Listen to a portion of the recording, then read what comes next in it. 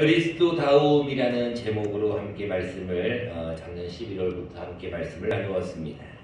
그리스도다움이라는 것은 우리 여기 앞에 나와 있는 표어처럼 그리스도를 닮아가는 삶을 의미합니다.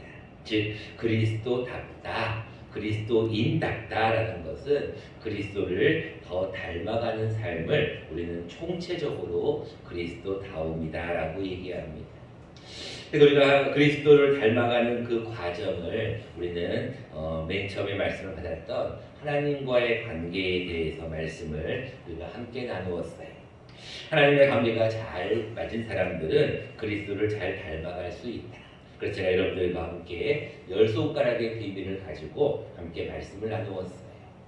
여러분들 6손가락의 비밀인 6으로 살지 말고 0으로 살라라는 것은 오늘 본문 4절과 5절 말씀에 나와 있는 우상을 만들거나 우상을 섬기는 것은 6으로 사는 거예요. 결국은 이것이 죄라는 것이고 하나님이 제일 싫어하는 거죠. 그래서 우리는 0으로 살아야 된다. 7번째 손가락의 비밀인 힐일날, 즉 주일날은 죽어도 주일 성수하라고 하는 것은 오늘 우리 11절 말씀에 나와 있듯이 하나님께서 안식일을 복되게 하여 여러분들이 주일 성수를 하면 하나님께서 여러분들에게 복을 주시는 거예요. 8번째 손가락의 비밀은 팔팔할 때 봉사라는 것은 9절 말씀에 나와 있는 것처럼 엿새 동안은 힘써 내 모든 일을 행해야 돼. 우리가 6날 동안은 힘써 여러분들이 봉사도 해야 되고 일도 열심히 해야 돼. 자, 9번째 손가락의 비밀은 이 구하라는 기도 제목은 특별히 하나님 앞에 기도에 대한 내용을 말씀하는데 7절에 나와 있는 대로 하나님 앞에 기도할 때 하나님의 이름을 망령되게 불러서는 안 된다라는 것을 기준으로 해서 우리가 나온 손가락의 비밀입니다. 마지막 10손가락의 비밀은 11조와 헌물에 대한 것은 8절 말씀에 나와 있는 안식일을 기억하여 거룩하게 지키는 이 안식일에 대한 하나님 앞에 나올 때 빈손으로 나오지 아니하는 그런 마음을 담아서 우리가 하나님과의 관계를 10손가락으로 조금 쉽게 여러분들에게 설명을 드렸습니다. 자, 이제 오늘과 다음 주는 하나님과의 관계를 떠나서 얘는 사람과의 관계를 잘 맺기 위해서 어떻게 해야 될 것인가에 대한 말씀을 나누려고 합니다. 여러분들이 잘 아는 이 십계명에 대한 것은 하나님께서 모세에게 시내산에서 주신 율법 가운데 가장 요약본이라고 볼 수 있어요. 여러분들이 조금 신학을 좀 들어가 보면 이 율법은 크게 도덕법, 제사법, 시민법으로 좀 나누게 됩니다. 그리고 여러분들이 조금 창출 레위기 모세오경을 보면 거기에 총 613가지의 율법 조항이 들어가 있어요. 무엇은 해라, 무엇은 하지 말라. 근데 이것들이 쭉 신약시대까지 넘어오면서 율법 학자, 바리새인들이 서기관들이 나오게 되는 것이고 결국은 이 모든 율법의 근본은 이 십계명을 우리는 요약본으로 많이 보고 있습니다. 여러분들이 아마 십계명에 대한 말씀은 아마 다 외우실 정도로 많이 들을 것을 말씀이에요. 그것은 뭐냐면 1계명부터 4계명은 하나님과의 관계, 하나님 사랑에 대한 얘기, 5계명부터 10계명은 사람과의 관계, 이웃사랑에 대한 계명이라는 것을 다 알 거예요. 저도 어렸을 때 처음에 신앙생활을 할 때 중학교 때 이 10계명이 그 당시에는 굉장히 못 외우면 안 되는 중요한 거예요. 요즘은 사도신경, 주기도문은 가장 조금 중요하게 안 보고 암송을 많이 하는데 10계명은 요즘은 조금 외우는 게 좀 떨어진 것 같아요. 어렸을 때 그런 지금도 기억이 나는데 노래를 넣어가지고 제 일은 내 앞에서 다른 신을 두지 말라, 제 일은 너를 위하여 우상, 이런 식으로 노래를 불러갖고 만들 정도로 10계명을 반드시 외워야 됐어요. 많은 분들이 10계명을 다 아시는 내용일 거예요. 성경학자들은 10계명에 대해서 하나님 관계, 이웃 관계에 대한 것으로 정의를 하기도 하고 많은 학자들은 이 10계명을 하나님과의 관계의 가장 중요한 포인트를 예배라고 봅니다. 그래서 3절 말씀에 나와 있듯이 너는 나 외에는 다른 신을 내게 두지 말라. 이것을 예배의 대상, 즉 하나님만을 섬기라는 것으로 두고 그 다음에 예배의 방법으로 4절부터 6절까지 우상을 만들지 말라, 절하지 말라, 섬기지 말라는 것을 예배의 방법으로, 그리고 7절에 나와 있는 하나님의 이름을 망령되이 부르지 말라는 것을 예배의 태도로, 그리고 8절부터 11절까지 나와 있는 주일, 안식일에 대한 얘기를 예배의 시기로 우리가 성경학자들은 많이 좀 주장을 합니다. 즉 1계명부터 4계명을 조금 우리가 하나로 더 요약을 하다 보니까 결국은 다 예배와 연관이 되어 있다는 거예요. 그리고 또한 신학자들은 5계명부터 10계명까지를 다 무엇으로 하나로 요약을 하게 되냐면 사랑이라는 단어로 다 또 요약을 하게 됩니다. 쉽게 말하면 부모 사랑 그리고 이웃 사랑에 대한 내용으로 조금 요약을 한다는 거예요. 그래서 우리가 잘 아는 그런 10계명의 내용이지만 오늘은 특별히 이 5계명부터 10계명까지 우리가 잘 아는 5손가락의 비밀을 통하여서 다시 한번 사랑과의 관계를 어떻게 맺는 것이 그리스도를 더 닮아가는 과정인지 우리가 오늘은 함께 나누어 보려고 합니다. 첫 번째입니다. 우리가 사람과의 관계를 잘 맺으려면 다른 게 있는 게 아닌 것 같아요. 가장 중요한 것이 무엇인가? 여러분 부모 공경, 부모 사랑, 그 다음에 이웃 사랑, 결국 살인, 간음, 도둑질, 거짓말, 탐내는 거 이 모든 것이 결국은 사랑하라라는 그 단어에 포함이 되어 있다는 거예요. 여러분 사람과의 관계는 다른 게 있는 게 아닌 것 같아요. 사랑밖에 없는 것 같아요. 여러분들 여러 번 말씀을 드렸지만 사랑에는 우리는 그냥 사랑합니다 라고 얘기하지만 헬라어 원문에 들어가 보면 사랑에 대한 것은 4가지가 있다라고 말씀을 드렸어요. 그것은 무엇이냐면 우리가 남녀 간에 사랑하는 그런 사랑도 있고 친구 간의 사랑, 우정이라고 하는 사랑도 있고 부모와 자녀 간의 그런 사랑이라고 하는 사랑도 있고 가장 중요한 하나님과 우리와에 대한 사랑도 포함이 되어 있어요. 여러분 사랑에는 모든 것이 포함이 되어 있는 것 같아요. 10계명 가운데 이 5계명부터 10계명은 한마디로 얘기하면 무슨 얘기냐? 부모님 사랑하고 그리고 이웃 사랑하는 얘기예요. 여러분들이 잘 아는 말씀이에요. 예수님께서 말씀하십니다. 가장 큰 계명이 무엇입니까? 내 하나님을 다 사랑하고 내 이웃을 사랑하라고 하는 그것이지 않느냐. 여러분 다 아는 말씀, 신약 성경의 그 말씀이 결국은 그 모티브가 되는 것은, 근원이 되는 것은 이 10계명에 나와 있다는 거예요. 그래서 여러분들 결국은 하나님 사랑에 대한 것은 예배의 모습으로, 그리고 이웃 간에 대한 사랑에 대한 모습은 5계명부터 10계명이 잘 기록이 되어 있습니다. 여러분들 12절에 나와 있는 부모 공경 잘 아는 말씀이 여러분들이 부모를 공경하는 것이 땅에서 잘 되고 장수하는 비결이라는 것은 에베소서에도 똑같은 말씀이 이어지게 됩니다. 여러분 6계명에 살인하지 말라는 것은 여러분들 잘 아시다시피 예수님 말씀대로 남을 꼭 죽이지 말라는 것도 되지만 미워하지 말라는 것도 포함이 되죠. 간음하지 말라라고 하는 것은 꼭 어떤 육체적인 그런 간음뿐 아니라 영적인 간음으로 여인을 보고 음욕을 품는 것도, 남자를 보고 음욕을 품는 것도 간음이다라고 예수님은 이미 말씀하십니다. 도둑질하는 것도 마찬가지입니다. 남의 것을 꼭 훔치는 것, 그것이 꼭 도둑질만이 아니라 훔치려고 하는 그 마음 자체, 무엇인가 남의 것을 더 좋아 보이게 여기는 것과 그것이 더 훌륭하게 보이는 그 마음 자체도 도둑질이다라고 얘기해요. 16절에 거짓 증거하지 말라는 말씀은 여러분들 잘 아는 대로 더러운 말은 입 밖에도 내지 말아야 됩니다. 그리고 우리가 무슨 말을 하든지 하나님 앞에서는 나중에 다 심판을 받게 됩니다. 마지막으로 여러분 이웃의 집을 탐내지 말라라고 하는 이 탐심 탐내는 것 역시도 이웃의 아내, 남종, 여종, 소와 나귀와 같은 소유뿐 아니라 탐을 내려고 하는 그 마음 자체도 하나님은 죄다라고 얘기해요. 자, 그렇다면 여러분들이 10계명에 대한 말씀은 수도 없이 들었을 텐데 10계명을 과연 지킬 수 있는 사람이 몇 명이나 있을까라는 것입니다. 다시 말합니다. 여러분들이 5손가락의 비밀을 다 알고 있어요. 칭찬해야 됩니다. 이해해야 됩니다. 3번 생각하고 말을 해야 됩니다. 사랑해야 됩니다. 오해하면 안 됩니다라는 이야기를 여러분들이 말씀을 받았어요. 자, 그런데 여러분들 마음 가운데는 이미 아담 이후에 죄성이 있다는 말이에요. 하나님께서 하지 말라라고 하는 그것을 행하여서 그 아담 이후의 모든 자손들은 죄성이 있어요. 즉 다시 말하면 자유의지도 있어서 죄를 지을 수도 있고 안 지을 수도 있는데 사람은 근본적으로 죄를 짓게 되어 있단 말이에요. 근데 어떤 누가 이 십계명을 제대로 잘 지킬 수가 있냐는 거예요.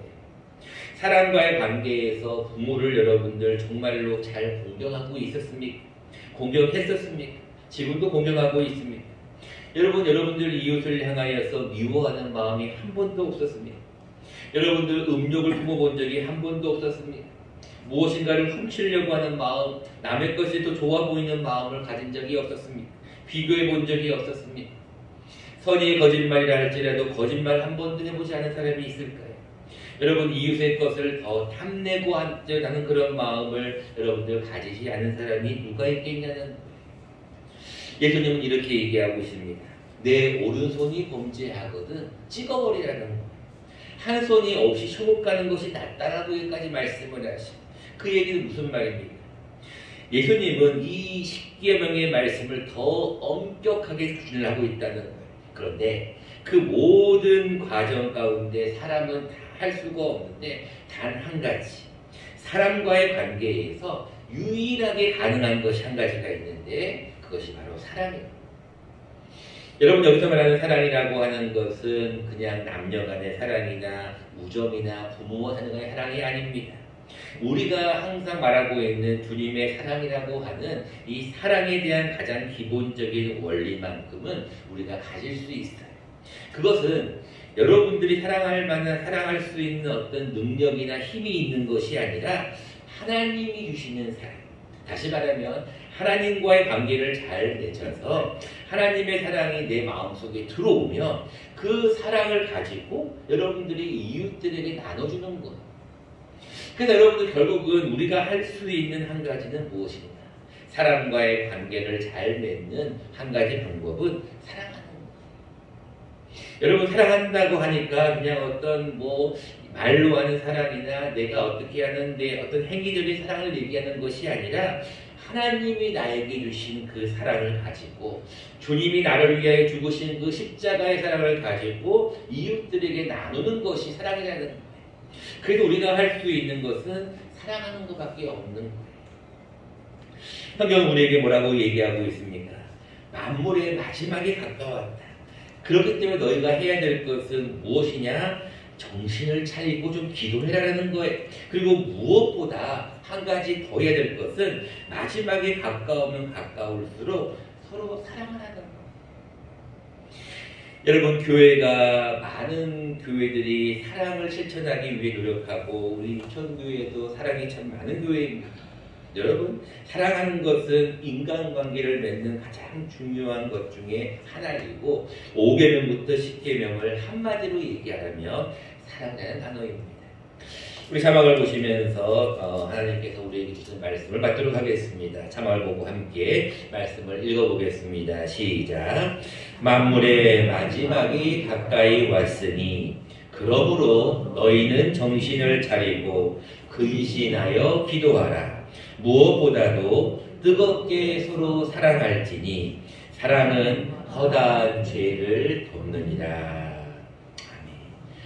여러분 개역 한글판에는 뜨겁게 서로 사랑할지라는 말씀을 무엇보다 열심으로 서로 사랑하라고 했어요. 여러분 교회에 나오시는 교인들이 왜 세상에 나아가서 지탄을 받을까? 왜 교회 다니는 사람들이 요즘 개소 사람들로 하여금 지목을 받고 왜 안 좋은 이야기를 들을까요? 그것은 저는 다른 데 있는 것이 아니라 그의 마음 가운데 그리스도인이라고 하는 그리스도를 닮아가는 그리스도의 사랑이 부재하기 때문이라고 생각해요. 그리스도의 사랑이 있으면 우리가 사랑할 수밖에 없어요. 여러분 컵에 물을 계속 부어보세요. 어느 시간이 지나면 물이 넘칠 수밖에 없어요. 하나님의 사랑과 그리스도의 사랑이 계속 내 안에 들어오면 자연적으로 사랑이 나오는 거예요. 근데 어떤 사람이 사랑에 대한 말을 안 하고 어떤 사람이 사랑에 대한 행동을 안 합니까? 사랑이 메말라 있으니까 이게 불가능한 거예요. 여러분들 사랑은 자연스러운 겁니다. 사랑은 여러분 위에서 내려오는 거예요. 내리 사랑이라고 듣잖아요. 부모님의 사랑을 받았기 때문에 우리도 우리 자식들에게 사랑할 수 있는 마찬가지. 하나님의 사랑을 우리가 받았기 때문에 우리도 이웃들을 사랑할 수 있는 특별히 만물의 마지막에 가까울수록 우리는 뜨겁게 열심으로 사랑해야 해. 그럴 때 허다한 죄를 덮어줄 수가 있습니다. 여러분 남의 말하기 좋아하는 사람, 이 사람은 이렇고 이 사람은 저렇고 따지기 좋아하는 사람, 분별하려고 하기 좋아하는 사람, 여러분 10중 8구 그 마음 가운데는 사랑이 없어요. 그러니까 어디서 보면 알 수 있습니까? 오병이어의 기적을 보면 반드시 알게 돼요. 오병이어의 기적 때 여러분 아시다시피 예수님께서 안드레에게 물어보지 않습니까? 거기 모이는 5,000명의 사람, 아이들하고 여자까지 하면 몇만 명의 사람들을 먹일 것을 위해서 어떻게 하면 돼요? 여러분들 다른 게 필요한 것이 아니에요. 한 아이의 호심, 한 아이의 헌신. 여러분 주님은 우리에게 무엇을 요구할까요? 다 덮어달라는 거예요. 무엇을 분석하고 따지고 하는 것보다 여러분들이 하나님 앞에 사랑을 하게 되면 그것이 다 덮어지는 거예요.